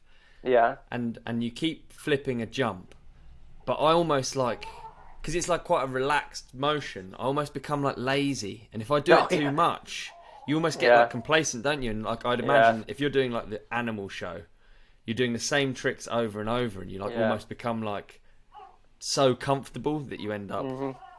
Yeah, sometimes you get too comfortable and it ends up going wrong. I actually flipped that box and landed off the side of the ramp. I didn't even land on the ramp because my flips have never been straight. I've never flipped straight. Really? Yeah. So if I flip and it's like not comfortable, my speed's not right, I like panic. I'm like, oh yeah, and I go like this. I'm literally sideways because I don't want to go upside down. I'm like, no. Yeah. Yeah, terrible. So I missed the box. I landed on the concrete. This was at Eastbourne Extreme, so like Eastbourne in the far east of the UK, down the coast there, where Darryl Brown's from. Big up Darryl Brown. So, I landed completely flat, concrete. I don't know how I stayed on. You did stay on though. This wasn't the moment you broke your leg. No, I broke my leg. No, I broke my leg at Croyd. In a field. Blake, I've just realised you got really good memory. Yeah, really good. Isn't it? Yeah, really Good. impressive. It does help, doesn't it? Because oftentimes we'll just sit here going, I think that happened once. I don't even know. Yeah. Dude, I'd love to have a memory like that. It's well good, yeah. Hey, so I can go somewhere once, and then kind of vaguely know I can go there again. Yeah, you're like Pilg, good at driving places. Yeah, weird. I think it's my dad, teaching me that bush skill. Always looking at stuff. Oh, look at that. That house is orange. I remember that house. Looking for the high bush. Yeah, or that big rock. When did the media stuff start popping off for you then? Because I saw again on your Gmbn video that you started a YouTube channel quite early, probably. Yeah. Would you say it's early? You're one of the earliest adopters of YouTube by the looks of things. I don't know when I started. It was like ages ago. I think it's when Pilgrim started doing YouTube, and I was like, I should get on this. I'm going to see where this will go. Trying to find out where. So Pilg's been in it for a while as well, has he? I didn't know that. Pilg's has been there, dude. He was doing how to no-handers and stuff. Was he? Early? Yeah. Right. Yeah, really early. I can't look on yet, but yeah. You used to have a lot of really cool projects though, didn't you? You've always done like self-initiated projects even without YouTube. So like your bike builds, I remember you always had crazy ideas. Like that's the thing. I just always want to be different. When you do the same thing over and over again, it's a bit monotonous. I don't like it anymore. And I only learned that because I worked in a factory before starting fully taking on mountain biking. I got fired from working in this factory, composite factory, making car parts for like, at the time it was Aston Martin. Okay. They were doing body parts for this car on the Isle of Wight. Oh, right. And it was the same thing over and over again. I hated it. I always wanted to do something different. But I think I've always been like that since a youngster. And I just think creative. I like being super creative. What were your bike? What were those bike? Remind me of the videos that you did for the bikes, because there was like one that was like military themed, wasn't there? Yeah. So they were so bikes, good, dude. Oh, dude, I did that with Nico Turner, filmer. Yeah.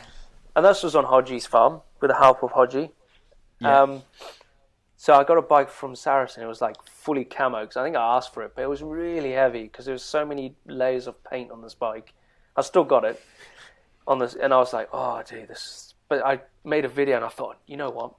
Animal Clothing have just brought out camo clothing, so I can help promote that range of clothing. And I got this bike. Laser Helmets had this kid's helmet that was camo. And I thought to Nick, I was like, dude, let's make this. I rescue my bike from this regime that's stolen it. It's kidnapped my rig. I'm going to go and fight and get it with airsoft guns. And then talk about the bike whilst it's in captivity. Like, oh, look, he's got some nice halo wheels. He's got Fox suspension with the Kashima and all that cuck. And that's how I did my bike check. It was so good, man. Wow. Have you seen it, Davey? Do you No, I remember haven't.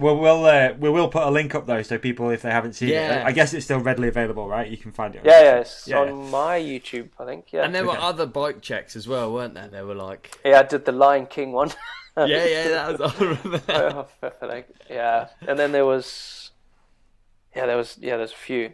There was actually at the end of that video, I was like, Gorillas in the Mist or Misty Mission. Yeah. And there was another one. There was all these different... So the Mist was the downhill bike. So I was going to do a bike check on that. On the island, on a misty day, on a boat, on a rubber dinghy, going through the Solent with this bike. Another mission. But it didn't happen. It's a shame.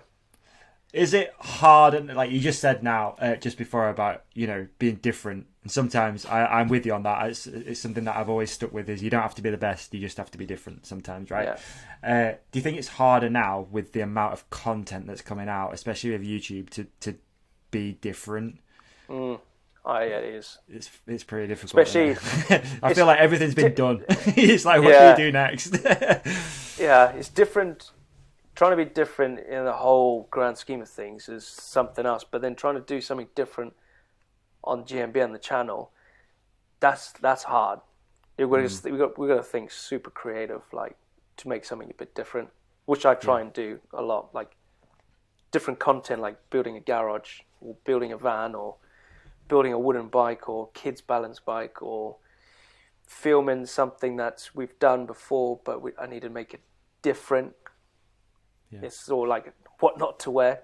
It's just entertainment. Dude, what an amazing job though. Like so talk us through a video. So it comes as an idea in your mind, and then what happens after that? Where does it go from an idea in your mind or in someone's mind, or what? Like, so if we say for example, I come up with the idea. From there, I propose it, or I want to do it, so we'll start to script it. So I actually write down the whole concept of a video on a script, only because the creators can follow it, so the filmer can follow and get kind of the same image is what I'm kind of get across. So because they're the one that are going to edit it. Yeah. Because the magic is in post, not when you're filming it. You would say that. Oh, come on! I've seen your work. Big fan of your work. Come on. But it gets scripted, so pretty much nearly most of our videos are scripted. Not all of them, most of them. And I think the good ones are sometimes, I script the video. But the way I script it is like, because I've got the image in my brain, I need to get it across on paper or digitally towards the filmer, the creator. So I would write down what I would do, but then how I feel like it should get shot, or a scene example. Not saying what I'm telling them how to do their job, but just to get their creative juices flowing over the scene that I'm trying to get across. And then I'll break down the next scene, depending on how big the video is. And then you'll probably have like a 6-page, 7-page script. But like, amazing. What I would say, and I never say what I ever write down, because I'm not like that. Most times I am, but not all the time. So out of all the videos that you make, and again, I don't know, I'm an idiot. So how many of them are literally derived by you? How many are sort of passed down as product placement? How many are from someone else? Is there, and also, it's a bit of a, one of those loaded questions, but also, do you have like certain videos that you're doing just for the sake of doing a video, but then you've got like one big moonshot ahead of you that you put more effort into, or are they all like quite similar?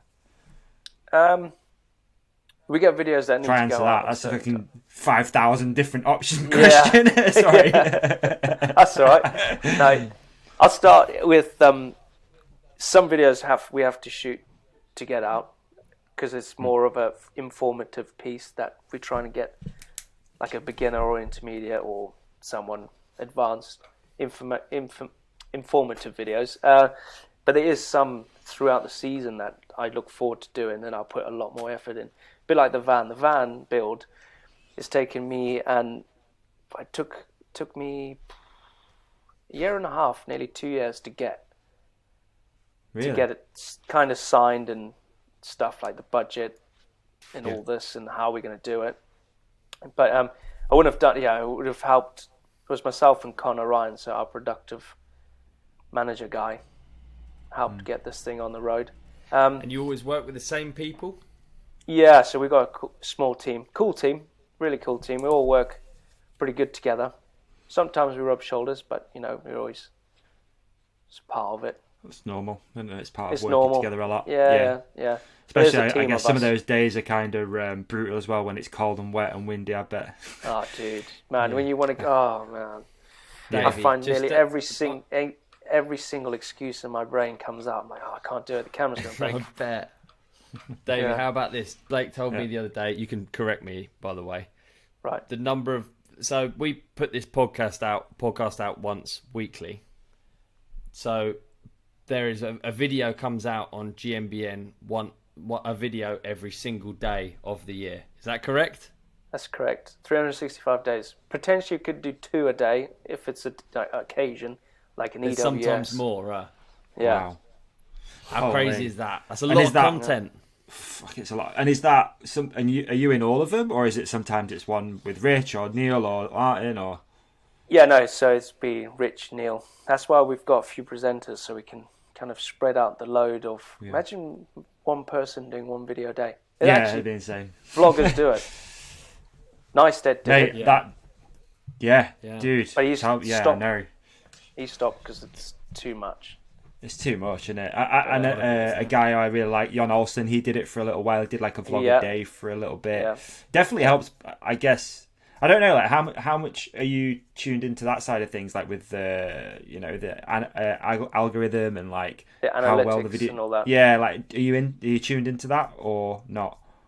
I'm tuned into it a bit, not like fully 100% because you can just get lost in rabbit holes and stuff. But it is super interesting. We do have a team that looks into it all, numbers and working it out. And I don't think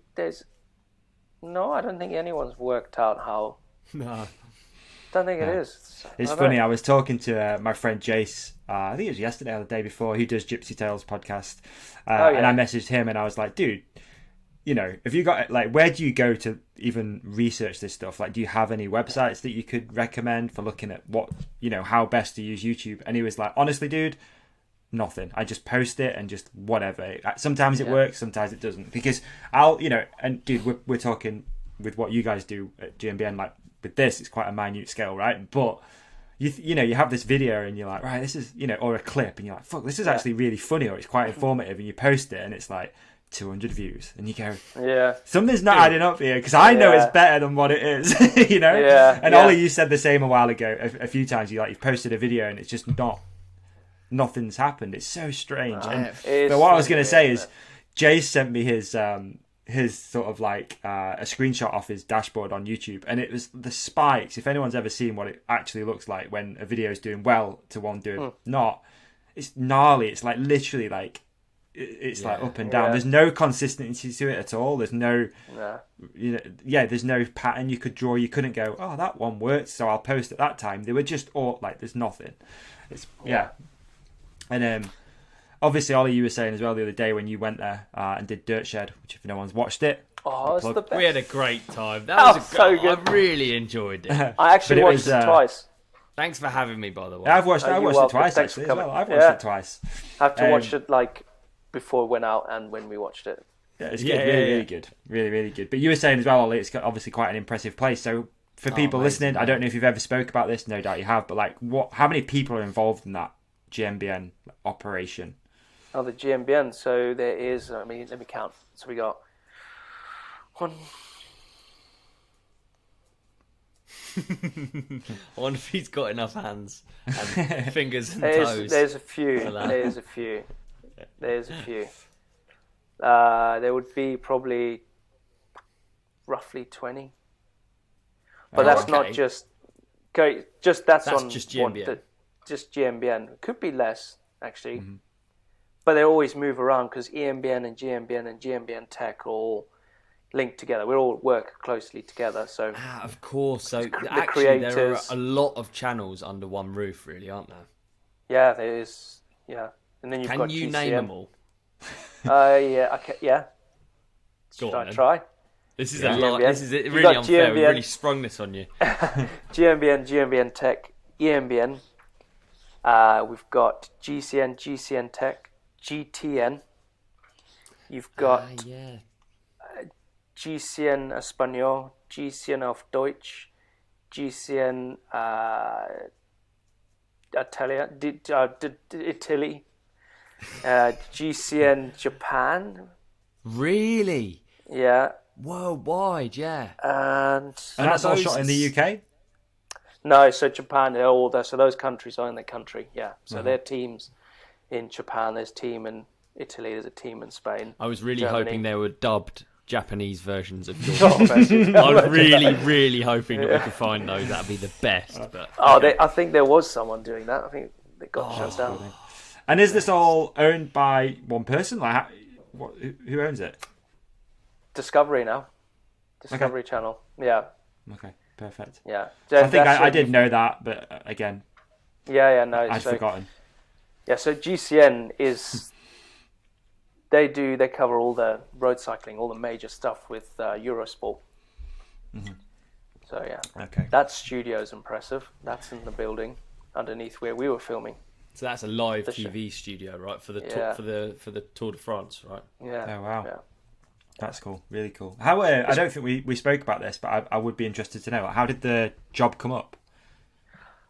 So weirdly, I did a GCN video with Mr. Ashton years ago. Like, what is BMX racing? I think that was I've been there now 5 years in 1 month today. Right. So this was probably done nearly 7 years ago. I did a video for them. But then Martin kept asking me about it. You should come do something. You should come and do this. But I was like having too much fun riding bikes, traveling. Didn't want to drop stuff. Because I knew if I came, I'd have to drop everyone. So all my sponsors. So you're in. You can't be 50-50. Yeah. You're in the job. That's it. That's a lot of Dedicated. relationships, isn't it? Like, Yeah, it's it's a a lot of lot, people to yeah. like, yeah. Yeah, and it came when Martin was like, "Come in, let's have a chat," because he knew season was coming to an end, contracts come to an end. We didn't know where my contracts were coming to an end, but weirdly, all my contracts were coming to an end, like every single one of them. But they weren't coming to an end; they were getting to the end, but getting renewed because I already started to continue with relationships with all my sponsors and newer ones. And I thought, I spoke to Jen. I was like, should I go and have this? Because I had a good gut feeling. I was like, this is good. Let me go and have a chat.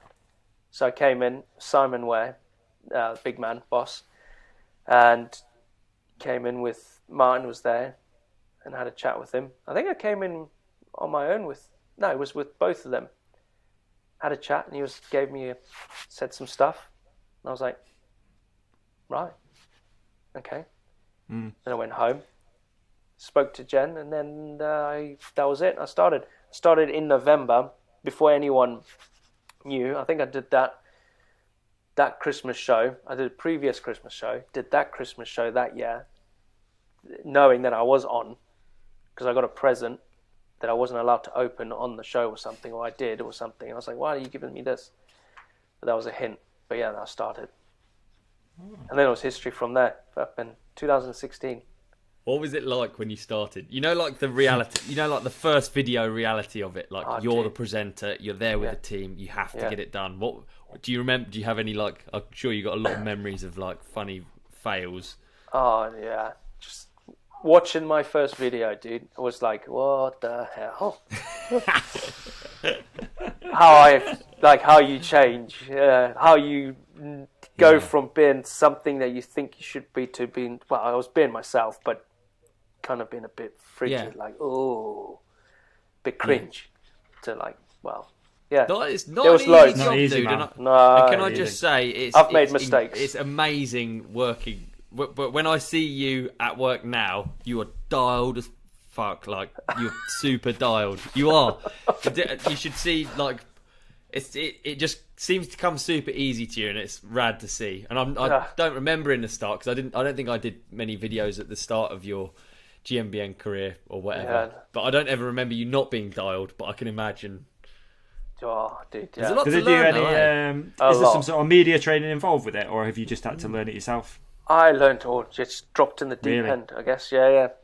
There was talks of doing certain things, like going and doing a course on how to script write or how to present. But then, I don't know. No, just all learned myself. I think my YouTube channel kind of started learning from that. Yeah.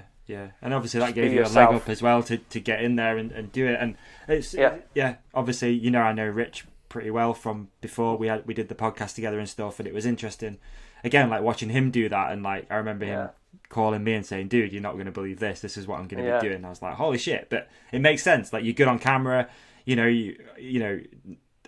I don't know if anyone ever listened to the podcast. Well, I know they did, but maybe people listening to this might not have. But he was really good at that. Like he was, he was brilliant, and no doubt that will have helped him get that. And no doubt with you doing your stuff, that definitely helps as well. So yeah. You're not going in dry, so to speak. Nah. Going in dry. I mean, your bike checks are they're like exactly the same style as your work is now. Oh, you know what I mean? Like they're so, like comedy, and it was like light-hearted and fun, and really different to like what else was going on at the time. That's what I think's cool about like your work on the channel as well. Is it is like light-hearted. You remember that like before everything was just so serious, slow-mo, and like I don't know. Yeah. It's quite nice. YouTube's a good platform for like it being a bit more personal and a bit more fun. What did you think, Blake? This hopefully could be semi-interesting. What did you think before you took the job of Gmbn? Like, what did you think you were signing up to? Was it positive, like in your brain, or? Oh no, yeah, super positive. When I got the call, I was like, I got a good feeling. This is good. This is good fire. Yeah, it's different. Had the channel started? Yeah, so it was a year old, I think, or a year and a half old. So that's when Scotty was on it? Scotty was there, yeah. Yeah, okay. Yeah. So Scotty he was there. Neil, maybe? Neil. Is that right? Yeah, Neil was there, yeah. Okay. Yeah. So, no, it was a good feeling. Good vibe. Yeah. It felt But you sort of knew you could bring something different to the table, though? Yeah. Yeah, I knew. I just more... I feel like I could express myself a lot more. That's cool. To a wider audience. More inspiring.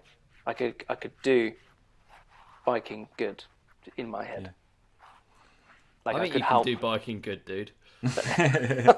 Yeah, good biking for sure.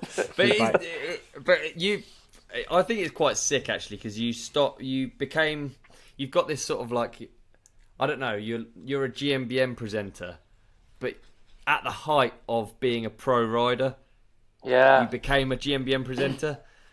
So like you mess around a lot, but you're really gnarly guy. Like at the, when you first started doing these videos, like how to wheelie and stuff, you also doing everything everything that it would take to like win a dirt jump contest at that point. It was like really heavy slopestyle training, and like obviously Lymington was really good for that. But I feel like it doesn't come across that maybe was a bit different to the previous presenters. Maybe I don't know. Yeah. No, it was. Doing a lot of stuff and then going, nah, don't do that. This video on how to wheelie or how to do a rock garden, which I freaking had no idea, dude. I don't ride rock gardens. Yeah, true. I was just riding dirt so you jumps. Learned on the job, I was learning. I know how to ride it, but I've never learned how to explain how to do stuff. Never. That is the hardest thing. You go to a dirt jump, you're like, dude, I'm struggling with this. And like, dude, just send it. You'll crash, but then you can do it like that. Just do it. That's the answer to everything on dirt jump, like slope or doing the trick. Just do it. You're like, what's just do it mean? To a point where I had to like, oh man, now how do you hit a corner? Just do it. But it's not. You're like, right, you got to do it like this. You got to do that. You got to drop your foot. Look at the exit. Down, You have to break it. You got to slow it down here. Slow in, fast out, whatever. Pump, body position. You got to, because people don't know that. So you got to try and get that across to someone in a video, and that was hard for me. like It's how almost to like realizing that you do know what you're doing, because you do know what you're doing, but you just don't know it in words. That's what it's second nature. You just do it. You're just doing it. You know totally, you know how to do it. It feels right when you hit something. We do that, yeah. But to break it down, it's made you a better all-round rider as well over the last 5 years, or I think I've got way better riding in the woods than I was at the beginning. And if you didn't take the job at Gmbn, what do you think you'd be doing? Where were you headed? My channel, it would be on my YouTube channel. Yeah, just be doing that. You reckon? You could have just made that a full-time gig and just carried on doing that. Yeah. Yeah, I think it would just carry on as doing that, but doing stuff different. Because I know where everyone else was going, but I would be going the same direction, but like doing something different. Okay. To keep it more, entertaining, building stuff, which I kind of like doing. What? Okay, there's a few. Just what do you look at for inspiration out of interest? Is there certain sports you look at? Darling Buds of May. Yeah. Any 70s TV shows that you like? How to prune roses. Yeah. I do watch a lot of YouTube. I watch a lot of Jeep stuff, furniture building, furniture making. Okay. Follow loads of woodwork dudes, photography people like Peter McKinnon. They're all inspirational people that I like. Something just different. I like watching motorbikes, like adventure bikes, ADVs, like huge big bikes, like 900 cc's or whatever motorbikes, where people go on adventures, but they make a story of it.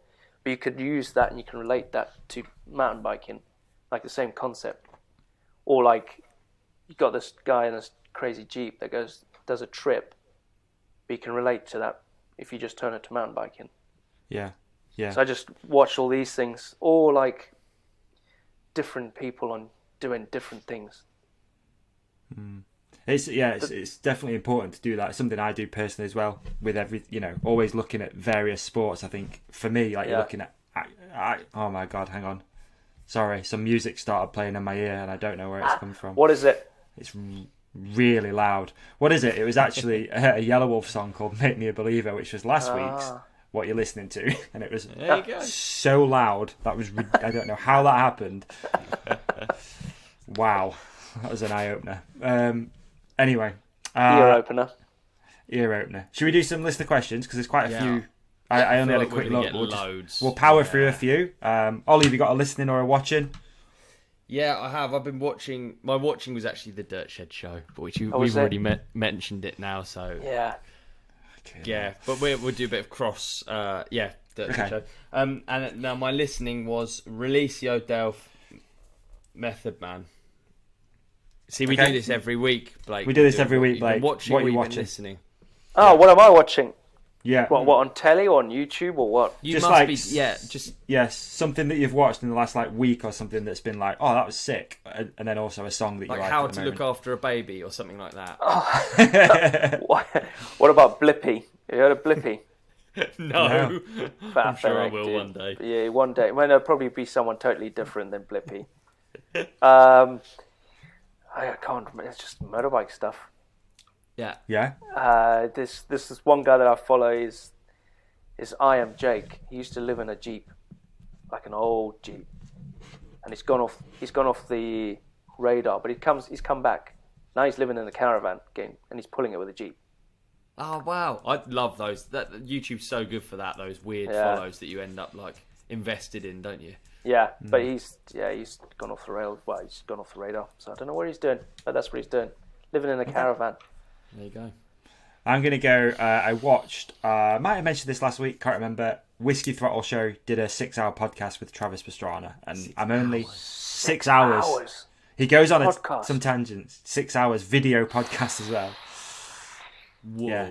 You mentioned anything about Travis Pastrana, I think it's, but dude, like imagine, I was thinking about this, I'm only about an hour and a half in, imagine being Travis Pastrana and having that amount of stories to tell. Like it must just be. Oh, dude, there's so many stories. Yeah, I feel like I could do my whole life in 6 minutes, but I bet from everything from being a kid all the way through to rally driving and base jump, like there's just so much stuff. Wow. And I'm only like an hour and a half in, and it's super interesting so far about how he came up as a kid and the freestyle movement and how young he was. Because Travis was 15 when he started, competing freestyle. He was one of the how first old guys. is he now?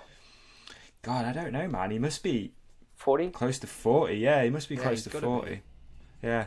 Interesting guy, though. Big fan. Big fan. Yeah. God, So I bet he it's good. wakes up in the morning and creaks.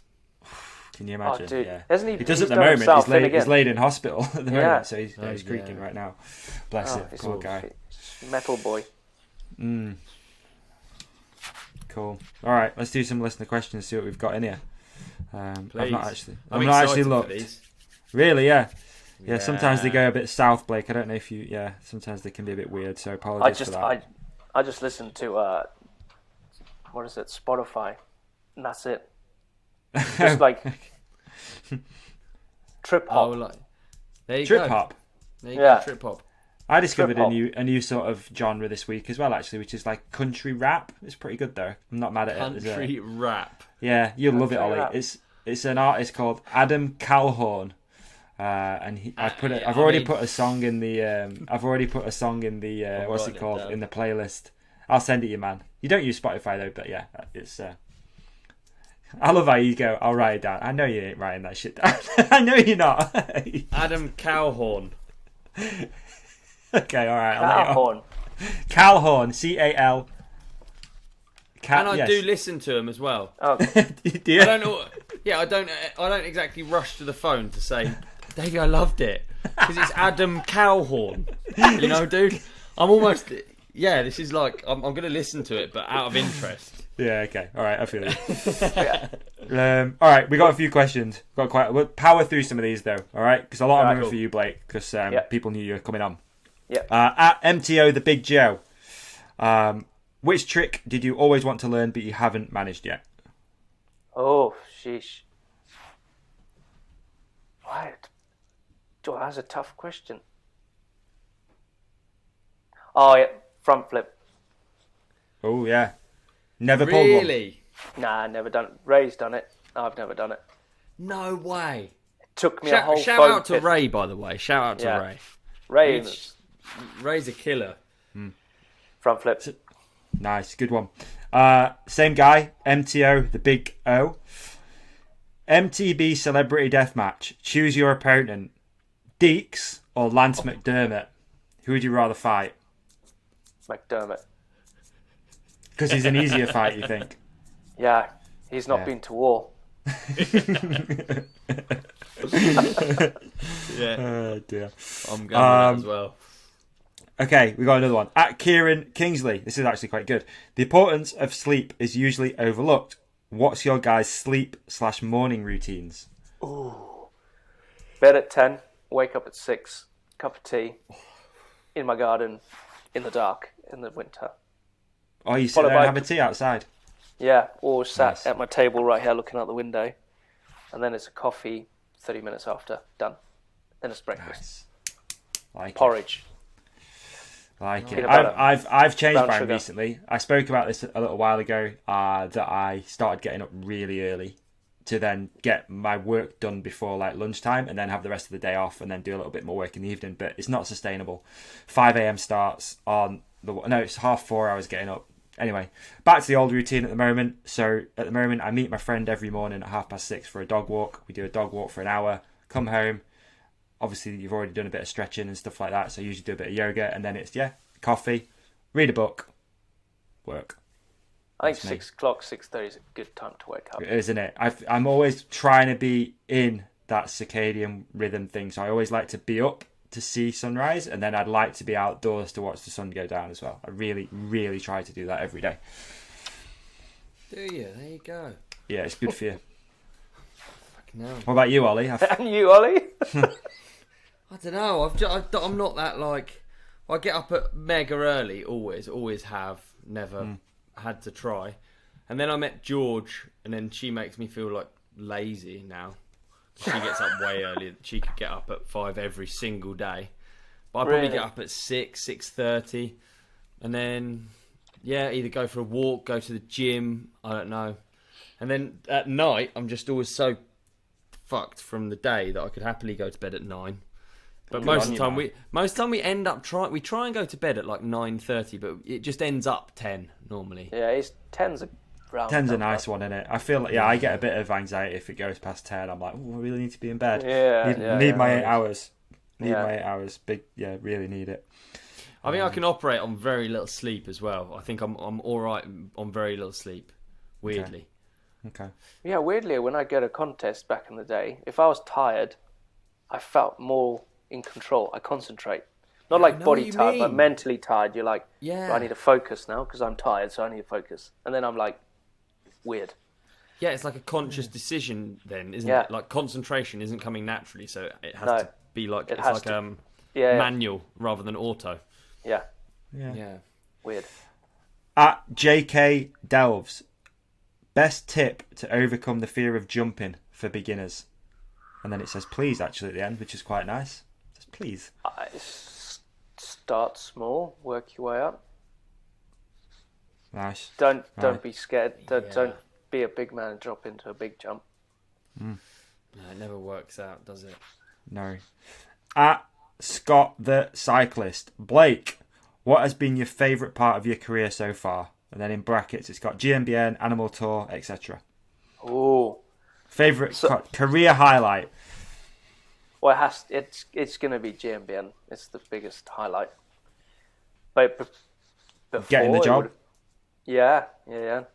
How about your favourite moment? This is a really difficult question, but if you just had to pick a moment, a video, the funniest one, whatever, it can be anything. It could be a how-to that you really thought was fun, or it could be a bigger project. Or do you have one that sticks out? Or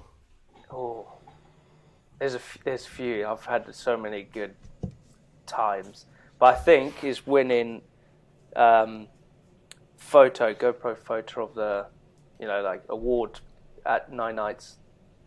Oh, it was like the flip. I did it one twice. It was flip no hander, or it was what was the other one? Superman. Yeah, or like Indian maybe. Oh, that was the Indian one. Like that's it. Yeah. Yeah. So is that the year you were out there, Ollie? Because you got that photo from behind with the hip. Yeah, could well have been. Yeah. I think Blake, you went before me, didn't you? You did a 9 Nights before me. I did the one before, when I was on Saracen with the Indian Air. Then the following year, I did it with the Flip No Hands, but that was on Gmbn. Yeah. It looked like the light was just insane for that. I don't know if it always happens there every year, but the light just looked... That photo Talking of getting up early. God. That was an early freezing as well. Like 3:30, freezing, getting on a lift. It's only open for you. So you just... so you have to do stuff. Yeah, it's gnarly feeling, isn't it? It is a gnarly feeling. Of the videos I've done on Gmbn, I do think Death Grip stands out for me. You can't miss Death Grip. You've been kind enough to have me on a lot of times, but Death Grip is so ridiculous, and it's such a good idea because it's such a bad idea. Like, you think it'd just be like a day of like messing around, and it's all fun. It's not, is it? Terrifying. Number 2, it was the best one. Number 1 was terrifying, but number 2, I said, let's take off the brakes. Let's eliminate the brakes on the bars. I'd love to have a go at that. I'm well keen for that. What did we do number 1? Did we have the brakes? We had them flipped over, so the left was on the right, but facing inwards. Yeah. Horrible, Davey. I don't know if you've ever tried it's disgusting. Yeah. In fact, when you come over, I went to the Death Grip turns today on a cross-country ride. When you come over, Davey, I'll take you there. You can set a mark. A height. Okay. A height. All right. Keen. Well keen. At Johnny_MCC, is Blake ever intimidated by the start of EWS or bust? That's funny. Rich seems to have settled in pretty good over there, man. It's nice to see. He's good. I'm not. Well, no, he's a friend. Intimidated with a friend? Yeah, true. Omar Mageddon, I think. Question to Blake: are there more random tandem episodes planned with Martin? I would say I hope so. At the moment, no, there's none. It's still there. I big love orange those. beast. They're brilliant. They are. Yeah, they are good fun. We need to resurrect it. That's if Martin wants to get back on it. If he wants to do it, yeah. there's a big if there, isn't there? If Martin wants to do it. This is a good one actually. At Holmesy032. What keeps you motivated to ride? I guess that's just a generic for anyone and everyone anyone who wants to jump in, I guess. Sat on my saddle, going for a ride, slashing a turn or two, washing my bike at the end of the day. That Actually, keeps you good friend. motivated. Yeah, no, I'll just go riding. Yeah. I don't know what keeps me motivated. I just do it all the time. I think that's it. I do it all the time. I just do it all the time. That's motivation. Dude, I had a ride today and I was just like, every now and then you just have a ride and you're just like, That's fuck, it's good. And I had one of them today. I went out with Warner, Bernard, Bren, Deeks. It was like such a heavy crew. Party John. yeah. And it couldn't have been better. I love those rides. Every now and then you Yeah. have one. It's just like, yes. You had one recently, didn't you, Davey? Yeah, Saturday was dope, man. Last Saturday Yeah. or this Saturday just gone, I think it was. Yeah, really cool. Really, really fun, man. Big crew. Yeah, it's good. Some shredders to watch, play with. It's good. Good crew. I think I'm motivated by the chance of that happening again every time. I'm like, Yeah. on a Yeah. really, really good ride, you're just like, fuck, this could happen again. I can't believe it's still happening. I'm 36. Like, how can it still be happening? Like, you go on a ride, Yeah. it's just like, yes, that's the best. What month is your birthday? January.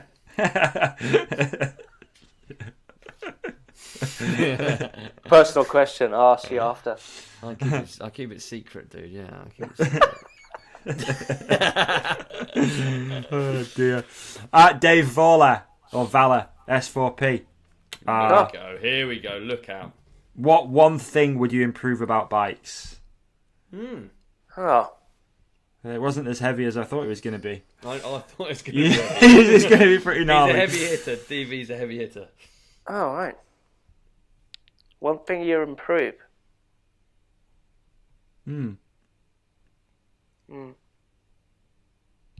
Wow, we like bikes, don't we? I That's the silence that only That's comes. like, there's nothing, dude. It's just spot on. I make it a little Fine. cheaper sometimes for people. That'd be nice. I've got it. Sometimes.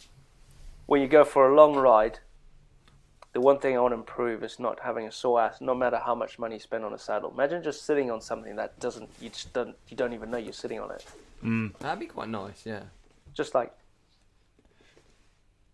Yeah. Because I it does don't happen. I feel like you think, for me, when I've had a bit of time off, you think that...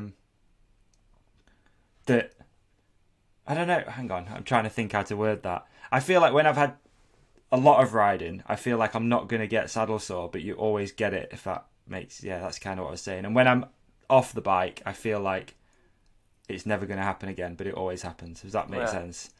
Like, Yeah, I feel yeah. like... Yeah, sort of. Bit of a Mate, weird way of explaining I'm it. chamois free. I've been chamois free for years now. I reckon my arse is just Whoa. a callus. Yeah, I don't run chamois, dude. I don't know if any of our listeners. I don't run a padded short or anything. I literally just run boxer shorts, TLD shorts. That's it. whoa. My arse must be like leather or something. Impenetrable.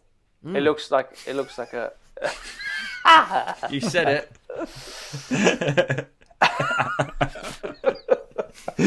Oh dear. All right, we got. Let's get off that subject pretty quick. Badgerus. I think this guy knows you, dude. Badgerus771. Ask him what he and Ray did for the first bikes in the UK. I know who this is. This is Jason. There you go. Could be. Jason Badger. Jason Morgan. We'd nicked all. Well, he didn't nick. We got all his bikes out of his shed. So we moved into my auntie and uncle's house, which is just down the road. He was in a farm up the road, past the pub, and he had a barn full of bikes, and we got our first bikes from there. That was actually our first bikes, Nice. and we just butchered loads of bikes because we're these farm kids from Africa. Butchered all these bikes, made bikes, and then that's how we started riding in the UK. Forgot about that. I just go straight to me buying this Nice. British Eagle. Yeah, man. Yes. That's cool. Wicked. Thanks to him. I reckon at that there's loads more, but we'd be going forever, and we've already like an hour and 45 minutes in. So if that's cool, you've still got to put the baby to bed, haven't you? Yeah. Baby is sleeping comfortably on mummy over there. Oh, it's been a blast though, man. Appreciate it. Really nice to just sit and riff it out, hang out. I want to do another one. Mate, Let's you're do part of the another family. one. You're always welcome, anytime. There's a few questions in there asking if you're coming to Freedom Ride, so we'll keep you posted on that. It'd be lovely to have you out at Freedom Ride. Come and hang out for the day.